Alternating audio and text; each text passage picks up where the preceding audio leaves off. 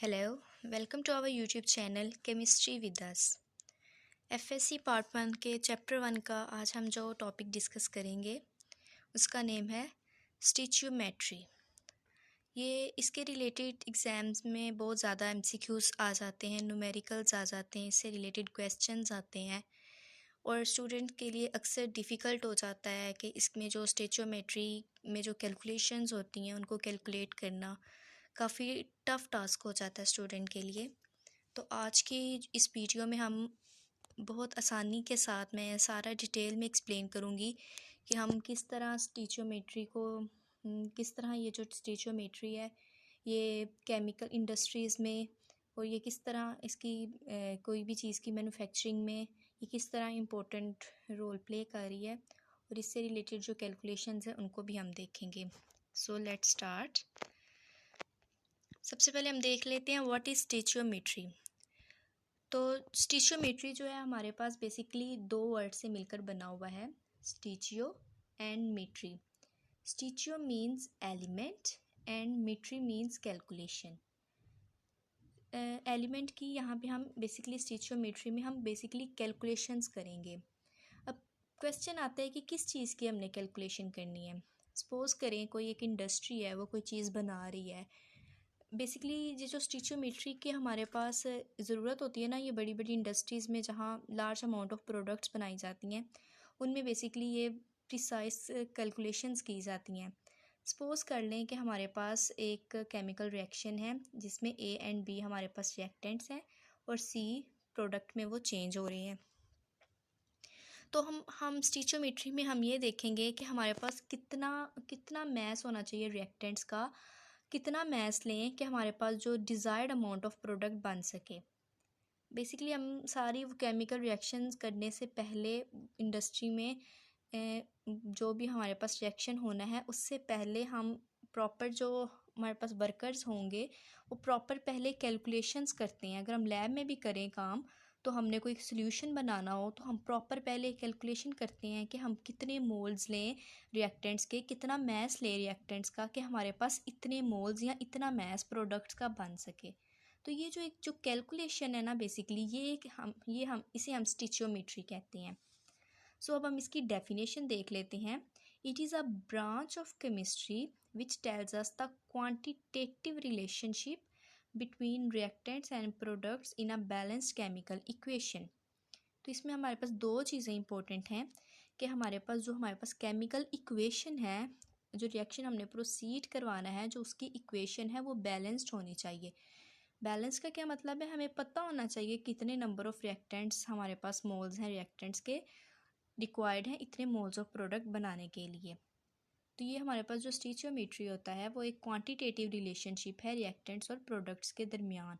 Quantitative मतलब हमें quantity amount का पता होना चाहिए, मतलब हम अमाउंट डिटरमाइन करते हैं इसको यूज़ करके, इस टेक्निक को आप कह लें या इस टर्म को आप कह लें। सो ये हो गया स्टिचियोमेट्री की हमारे पास बेसिकली डेफिनेशन और इसकी मेन पॉइंट्स।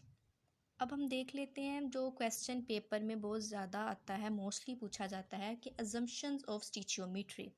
क्वेश्चन ये पेपर में आता है कि write down the assumptions of stoichiometry. तो स्टिचियोमेट्री जब हम कैलकुलेशंस करते हैं स्टिचियोमेट्री की तो हमें अज्यूम करना चाहिए फॉलोइंग कंडीशंस को। इन कंडीशंस को हमें अज्यूम करना पड़ता है, या आप ये कह लें कि हम अज्यूम करते हैं कि ये वाली कंडीशंस ओबे हो रही हैं या इन कंडीशंस को ओबे होना चाहिए। फर्स्ट क्या है, all the reactants should completely convert into products, कि जितने भी हमारे पास रिएक्टेंट्स हैं वो हमारे पास प्रोडक्ट में कम्प्लीटली कन्वर्ट होना चाहिए। मतलब ये इस बात का क्या मतलब है, इस बात का ये मतलब हुआ कि हमारे पास केमिकल रिएक्शन एक हो रहा है ना, उसमें हम जितने number of moles of reactants ले रहे हैं ये हमारे पास इस बात की श्योरिटी होनी चाहिए कि वो सब के सब जो रिएक्टेंट्स हैं उतने सारे मोल्स जो रिएक्टेंट्स के हैं वो प्रोडक्ट्स बना रही हैं। मतलब इनमें कोई ऐसा नहीं है कि कोई रिएक्टेंट रह जाए वो प्रोडक्ट में चेंज ना हो या कुछ कोई मतलब साइड इफ़ेक्ट हो, कंडीशंस हार्श हैं या इन्वायरमेंट का इफ़ेक्ट हो रहा है। तो कुछ रिएक्टेंट्स ऐसे नहीं हैं, कुछ रिएक्टेंट्स के जो मोल्स हैं वो प्रोडक्ट्स में चेंज ना हो रहे हो। सारे के सारे रिएक्टेंट्स जो हैं वो कम्प्लीटली कन्वर्ट होने चाहिए प्रोडक्ट्स में। नंबर 2 पे हमारे पास क्या है, no side reaction take place, वही के मतलब कोई एक्सटर्नल कंडीशंस या फिर कुछ भी ऐसा कैटलिस्ट का मसला कोई भी ऐसा नहीं होना चाहिए, और ना ही कोई साइड रिएक्शन, मतलब रिएक्टेंट्स हमारे ऐसे नहीं होने चाहिए कि वो हमारे पास डिज़ायर प्रोडक्ट बनाने की बजाय कोई और प्रोडक्ट बना दे, मतलब कोई साइड रिएक्शन होना स्टार्ट हो जाए। And number 3, law of conservation of mass and law of definite proportions are obeyed. अब इस बात का क्या मतलब है, law of conservation of mass का क्या मतलब है। हम एक एग्जांपल देख लेते हैं कि कार्बन जो है, कार्बन प्लस ऑक्सीजन दोनों मिलकर कार्बन डाइऑक्साइड बना रहे हैं। अब हम देख रहे हैं कि कार्बन प्लस ऑक्सीजन मिलकर जो कार्बन डाइऑक्साइड बना रही हैं, इसमें जो कार्बन का है वो 1 मोल यूज़ हो रहा है, और 1 ही मोल हमारे पास ऑक्सीजन का यूज़ हो रहा है, और 1 मोल कार्बन डाइऑक्साइड का बन रहा है। और हमें पता है कि जो मोलर मैस होता है कार्बन का वो 12 ग्राम होता है, 12 ग्राम मोलर मैस है कार्बन का। ऑक्सीजन का एक मॉलिक्यूल का जो मैस होता है, एक एटम का जो मैस होता है वो 16 होता है, और यहाँ पे हमारे पास 2 ऑक्सीजन के मॉलिक्यूल यूज़ हो रहे हैं, तो इनका जो मोलर मैस होगा वो क्या होगा, 32 ग्राम। और जो हमारे पास कार्बन डाइऑक्साइड बन रही है इसके नतीजे में, अब हम उसका जो कार्बन डाइऑक्साइड का मोलर मैस होगा वो 44 ग्राम होगा। 12 किसका हो जाएगा, कार्बन का, और 32 ऑक्सीजन के मॉलिक्यूल्स का। 12 प्लस 32 को ऐड करें तो 44 ग्राम आ जाता है। तो इसका क्या मतलब है कि law of conservation of mass का क्या मतलब है कि जितना हमारे पास रिएक्टेंट का मैस है उतना ही मैस जो है वो प्रोडक्ट का बने, मतलब कोई भी मैस हमारे पास, कोई भी अमाउंट रिएक्टेंट की वेस्ट ना हो। And law of definite proportion, law of definite proportion का क्या मतलब है कि जितने नंबर ऑफ मॉलिक्यूल्स रिएक्टेंट के हैं उतने ही नंबर ऑफ मॉलिक्यूल्स प्रोडक्ट के बने।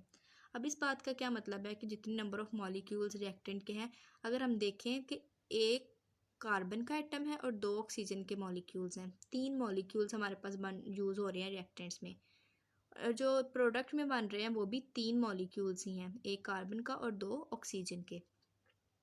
तो हमने जब भी स्टीचियोमेट्री की कैलकुलेशंस करनी है, ये हमारे पास नेसेसरी कंडीशंस कह लें या जम्पशंस कह लें, होनी चाहिए कि सारे के सारे रिएक्टेंट्स जो हैं वो कम्प्लीटली कन्वर्ट हों प्रोडक्ट्स में, कोई साइड रिएक्शन ना हो रहा हो, और law of conservation of mass and law of definite proportions obey हो रहे हों। ये क्वेश्चन बोर्ड के एग्ज़ाम्स में अक्सर पूछा जाता है।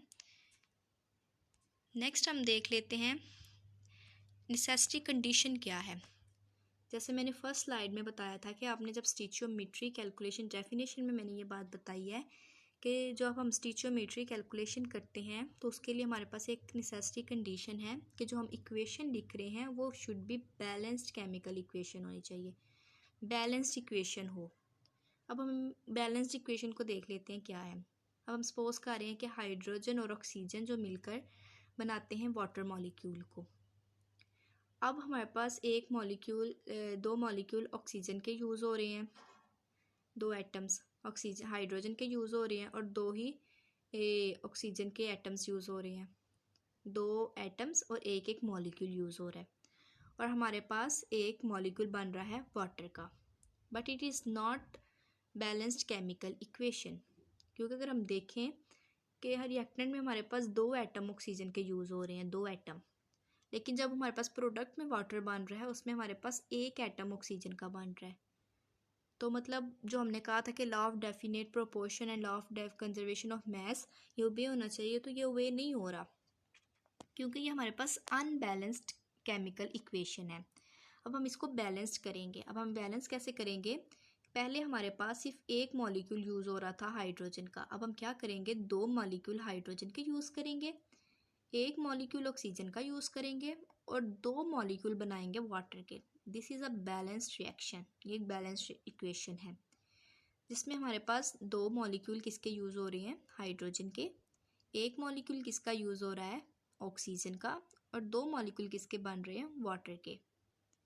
अब हम इसमें देखें, 2 2 4, 4 हाइड्रोजन के एटम्स यूज़ हो रहे हैं, और प्रोडक्ट में देखें तो 2 2 4, 4 ही हाइड्रोजन के एटम प्रोडक्ट में है। ऑक्सीजन का देखें तो 2 ऑक्सीजन के एटम यूज़ हो रहे हैं, और प्रोडक्ट में भी 2 ही ऑक्सीजन के एटम बन रहे हैं। सो इस इक्वेशन में law of conservation of mass and law of definite proportions obey हो रहे हैं। So it is a balanced chemical equation. So इस पॉइंट को आप स्टार कर लें या मार्क कर लें कि स्टिचियोमेट्री कैलकुलेशंस करने के लिए जो हमारे पास इक्वेशन होगी वो बैलेंस्ड होनी चाहिए। कोई भी केमिकल रिएक्शन आपको दिया जाए, सबसे पहले आपको कहा जाए कि इसमें कैलकुलेशन किसी भी तरह की आपसे कैलकुलेशन की डिमांड की जाए, तो आपने सबसे पहले क्या करना है कि अपनी इक्वेशन को बैलेंस्ड करना है। अगर नहीं बैलेंस तो आपने पहले उसको बैलेंस करना है।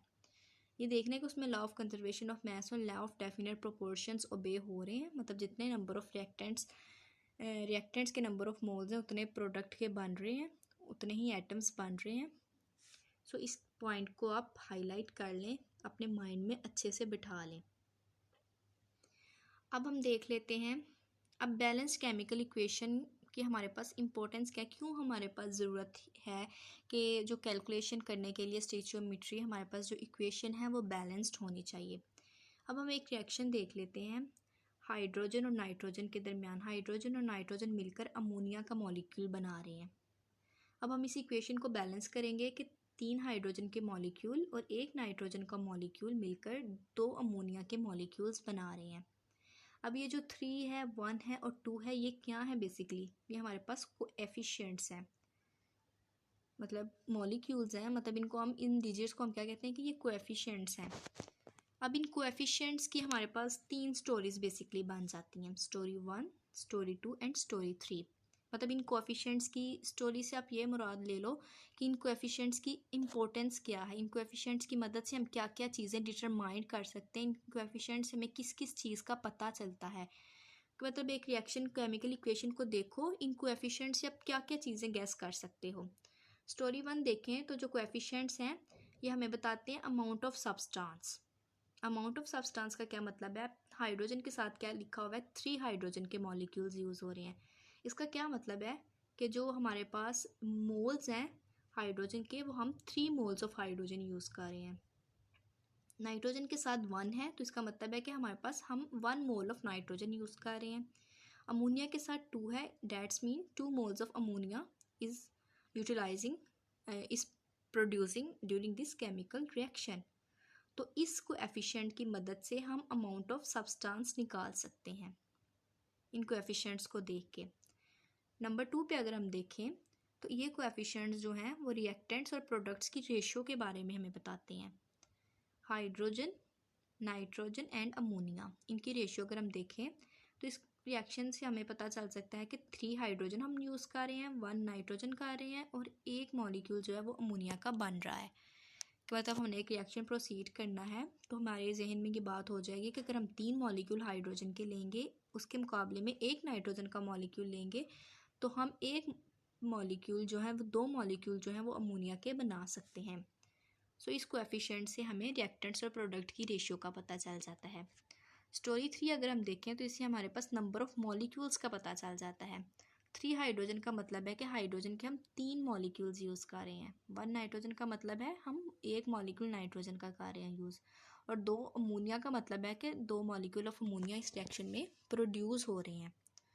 सो इन कोएफिशिएंट्स को देख के बैलेंस केमिकल इक्वेशन के जो कोएफिशिएंट्स होते हैं इनकी मदद से हम 3 चीज़ें रिएक्शन की केमिकल रिएक्शन की इक्वेशन को ही देख के हम 3 चीज़ें डिटरमाइन कर लेते हैं कि अच्छा इतने इतने मोल्स ऑफ रिएक्टेंट्स यूज़ हो रहे हैं या इतने नंबर ऑफ मॉलिक्यूल्स रिएक्टेंट्स के यूज़ हो रहे हैं, या रिएक्टेंट्स और प्रोडक्ट्स की ये रेशो है।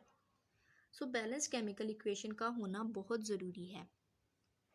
नेक्स्ट हमारे पास क्या है, अब स्टिचियोमेट्री कैलकुलेशन जब हम कर रहे होते हैं, इससे हम किस किस तरह के कैलकुलेशंस कर सकते हैं या किस किस तरह के रिलेशनशिप्स मालूम कर सकते हैं।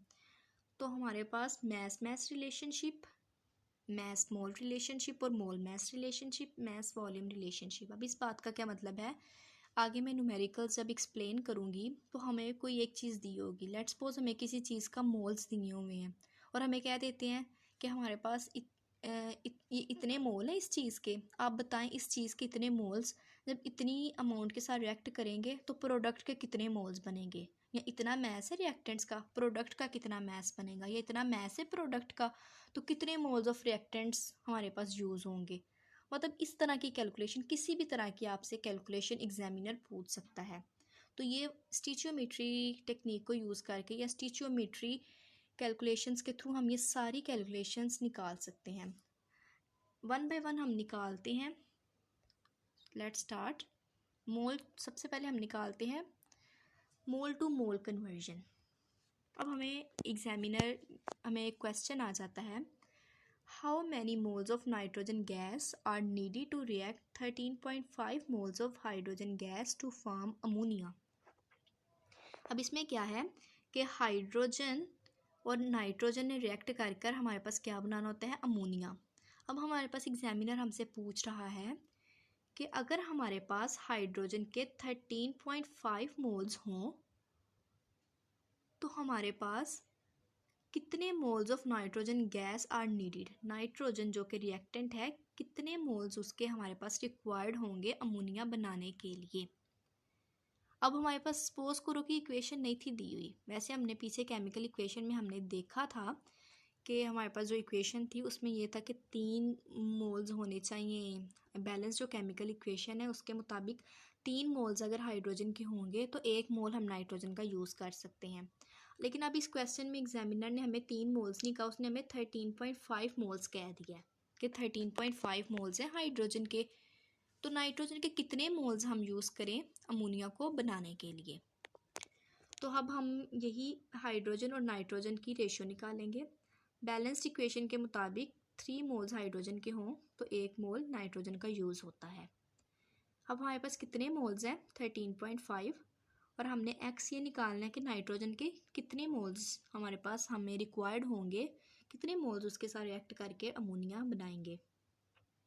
तो हम इसको क्रॉस मल्टीप्लाई कर लेंगे, 3 into x and 1 into 13.5, cross multiplication की।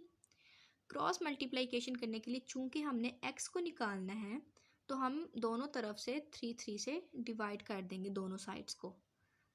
तो जो हमारे पास x निकलेगा वो हमारे पास 4.5 मोल्स बन जाएंगे। सो स्टिचियोमेट्री कैलकुलेशंस के थ्रू हमने ये बात डिटरमाइन कर ली कि अगर हमारे पास 13.5 मोल्स हों हाइड्रोजन के तो हम 4.5 मोल्स यूज़ करेंगे नाइट्रोजन के अमोनिया बनाने के लिए। सो थ्रू दिस कैलकुलेशन आपने देखा कि हम किस तरह एक मोल से दूसरे के मोल आसानी से निकाल सकते हैं just by utilizing their balanced chemical equation and ratio of reactants and product. ये तो हो गया मोल मोल कन्वर्जन। अब हम मज़ीद कन्वर्जन्स देख लेते हैं। अब है सेकंड हमारे पास जो कन्वर्जन है वो मोल टू ग्राम। अब हमारे पास क्वेश्चन है, how many grams of carbon dioxide are formed when 4 moles of propane react with oxygen. हमारे पास प्रोपेन जो होती है वो रिएक्ट करती है ऑक्सीजन से, तो कार्बन डाइऑक्साइड और वाटर मॉलिक्यूल बनता है। अब जो बैलेंस्ड केमिकल इक्वेशन है उसके मुताबिक 1 प्रोपेन का मॉलिक्यूल हो, 5 ऑक्सीजन के मॉलिक्यूल हो, तो 3 मॉलिक्यूल जो हैं वो कार्बन डाइऑक्साइड के बन जाते हैं हमारे पास। अब हमारे पास एग्जामिनर क्या पूछ रहा है कि हमारे पास 1 की बजाय 4 मोल्स हैं प्रोपेन के। वो हमारे पास जो 4 मोल्स हैं प्रोपेन के उस पूछ रहा है कि कितनी ऑक्सीजन के साथ रिएक्ट करेंगे, ऑक्सीजन के साथ वो रिएक्ट करें, क्योंकि ऑक्सीजन तो एक्सेस में है, वो तो जितनी मर्जी आप यूज़ कर सकते हैं, एटमॉस्फेयर में है।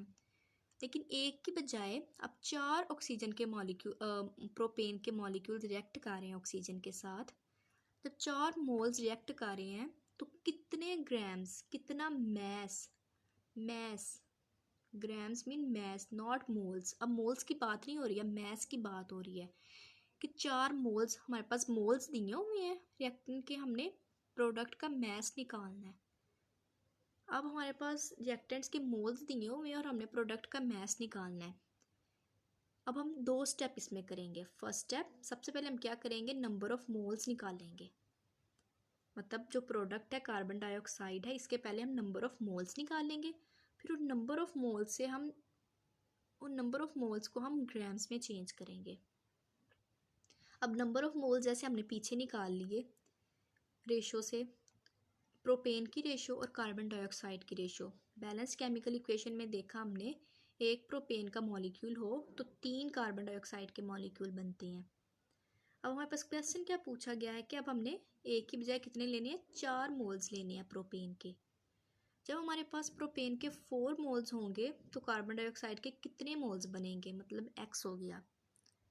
तो वही हम क्रॉस मल्टीप्लिकेशन करेंगे, x को मल्टीप्लाई करेंगे 1 से, 4 को मल्टीप्लाई करेंगे 3 से, तो हमारे पास जो नंबर ऑफ मोल्स आ जाएंगे वो हमारे पास 12 मोल्स आ जाएंगे। सो इसका क्या मतलब है कि जब 1 मोल होगा प्रोपेन का तो 3 मोल्स बन रहे थे कार्बन डाइऑक्साइड के, लेकिन जब 4 मोल्स हो जाएंगे इसके प्रोपेन के, देन हमारे पास 12 मोल्स ऑफ कार्बन डाइऑक्साइड बनेंगे। लेकिन हमसे तो मोल्स पूछा ही नहीं है, हमसे तो उन्होंने पूछा कि ग्राम्स कितने कितने ग्राम कार्बन डाइऑक्साइड बनेगी। तो अब हमने इस मोल्स को करना है ग्राम में कन्वर्ट। तो नंबर ऑफ मोल्स कितने बन रहे थे, 12 मोल्स। कार्बन डाइऑक्साइड का अगर हम मोलर मैस की बात करें तो कार्बन का जो मोलर मैस होता है वो 12 होता है, और ऑक्सीजन का जो होता है, एक ऑक्सीजन के एटम का जो होता है 16 होता है।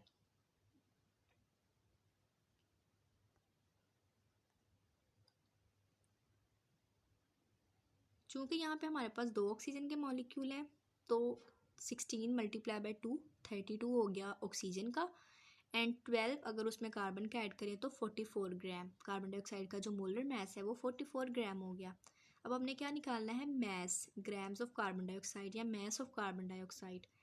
तो moles multiply by molar mass, ये एक फार्मूला होता है moles multiply by molar mass का। इस फार्मूले को हम यूज़ करेंगे। 12 मोल्स है, उसको 44 मोलर मैस से मल्टीप्लाई करके 528 ग्राम्स हम निकाल लेंगे। तो इस तरह हम ये सारी हमने जो कैलकुलेशन की है इसे हम स्टेचियोमेट्री कैलकुलेशन कहते हैं, क्योंकि हमारे पास ये बैलेंस केमिकल इक्वेशन से हो रही है।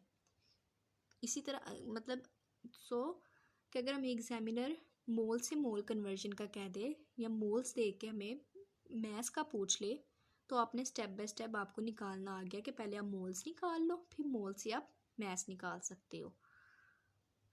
अगर हमारे पास 4 मोल्स ऑफ प्रोपेन रिएक्ट करें ऑक्सीजन के साथ तो 12 मोल्स ऑफ कार्बन डाइऑक्साइड बनेंगे। और 12 मोल्स ऑफ कार्बन डाइऑक्साइड का क्या मतलब है कि 528 ग्राम्स ऑफ कार्बन डाइऑक्साइड बनेगी।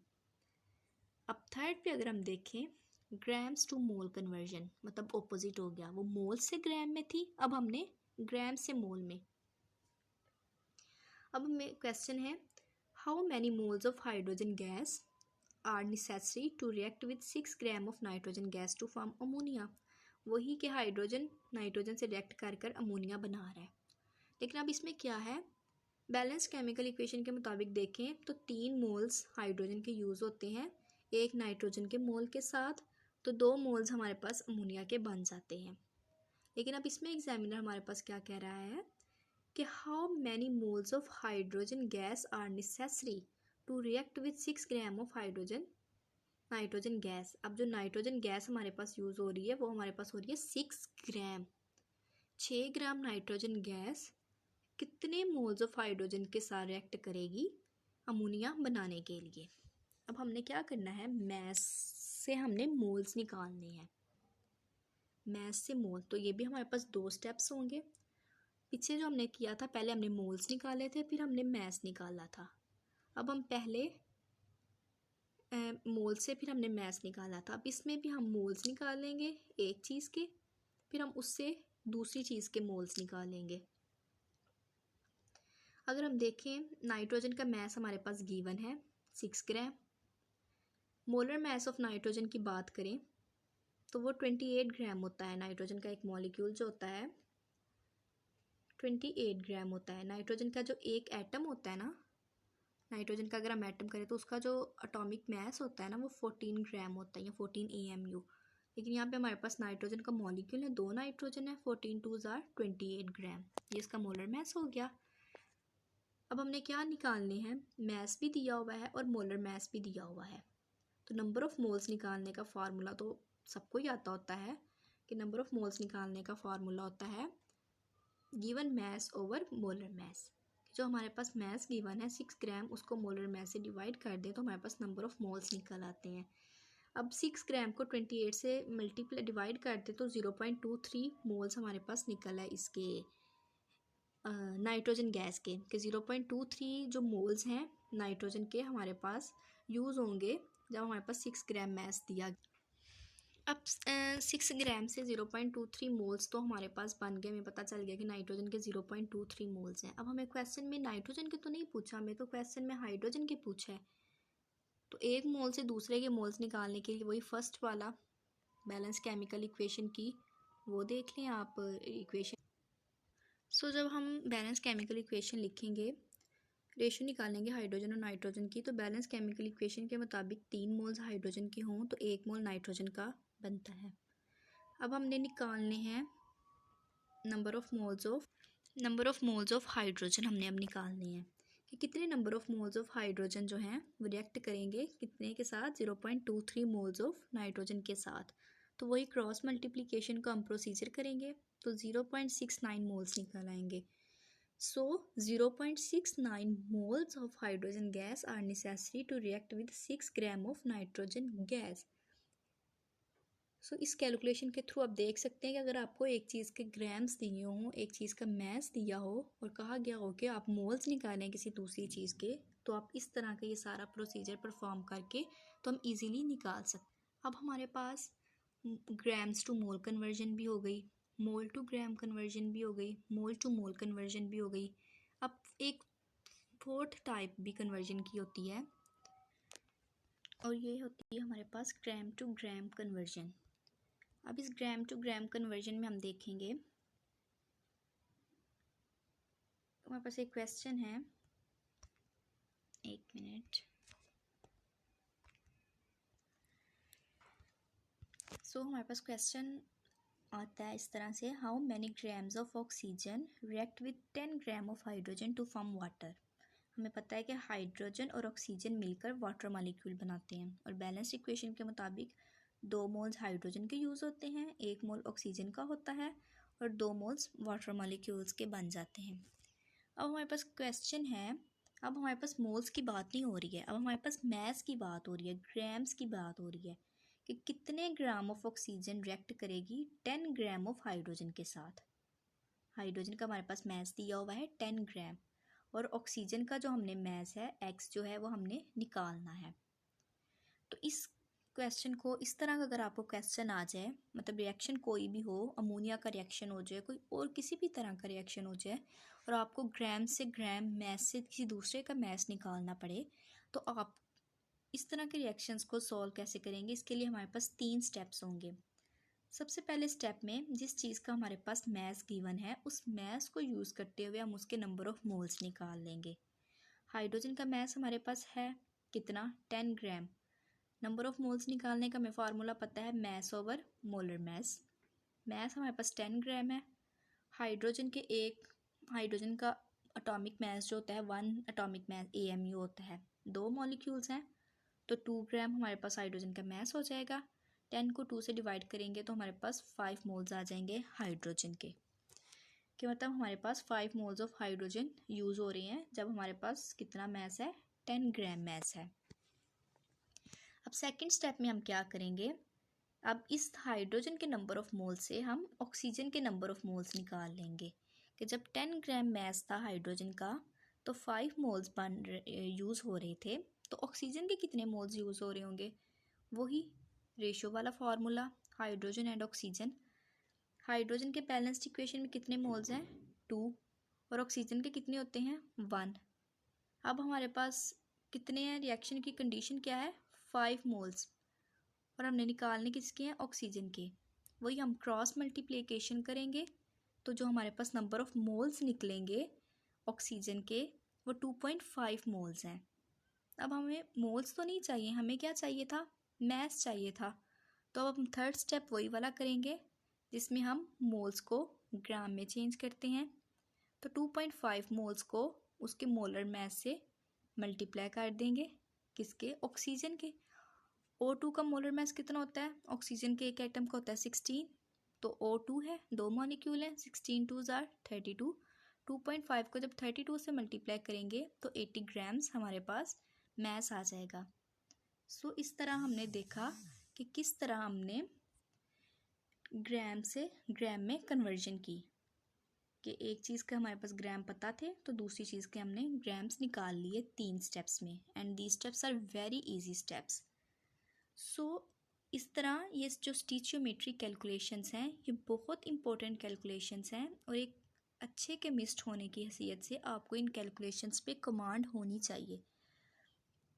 जब आप एक लैब में काम कर रहे हो, आप किसी इंडस्ट्री में जॉब कर रहे हो, कहीं भी आप काम कर रहे हो, वहाँ पे आपने कोई केमिकल रिएक्शन को रन करना है, कोई चीज़ बनानी है, तो उससे पहले आपको ये सारी कैलकुलेशंस करनी पड़ेंगी। रिसर्च में आपको ये सारी कैलकुलेशंस आपके काम आती हैं। तो एक अच्छा केमिस्ट, एक अच्छा स्टूडेंट वही है जिसको ये सारी कैलकुलेशंस आनी चाहिए कि किसी भी चीज़ के मोल्स दिए हुए हैं, आप उसको ग्राम्स में चेंज कर सकते हो, ग्राम्स दिए हुए हैं, आप उसको मोल में चेंज करो, मोल्स को मोल्स, एक चीज़ का मोल दिए हुए हैं, दूसरे का मोल्स निकाल लो।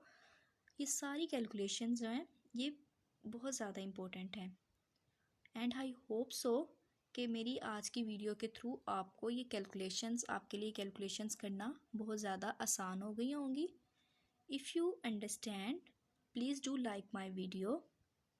मिलूँगी आपसे एक नए लेक्चर में एक नए टॉपिक के साथ। तब तक के लिए अल्लाह हाफिज़।